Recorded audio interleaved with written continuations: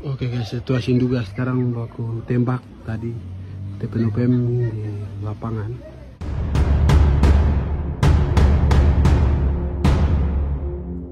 Kelompok kriminal bersenjata kembali berulah di Kabupaten Duga, Papua Pegunungan dengan melesatkan tembakan di sekitar area Bandara Kenyam pada Kamis 22 Juni 2023.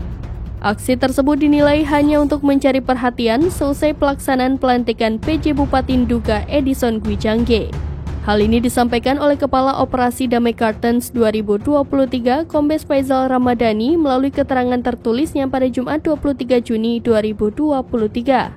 Ia menyebut aksi itu dilakukan oleh KKB yang berbasis di Nduga untuk mencari perhatian karena ada PJ Bupati yang baru. Lebih lanjut, Faisal menyebutkan setelah melepaskan tembakan, KKB melarikan diri ke arah hutan. Situasi keamanan di area Bandara Kenyam pun kembali bisa dikendalikan. Sementara pihaknya menegaskan dalam insiden itu tidak ada korban jiwa.